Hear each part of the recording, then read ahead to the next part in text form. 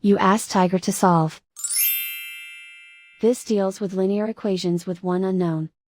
The final result is x equals 27/2. Let's solve it step by step. Simplify the expression. Expand the parentheses. Simplify the arithmetic. Group all constants on the right side of the equation. Add 14 to both sides. Simplify the arithmetic.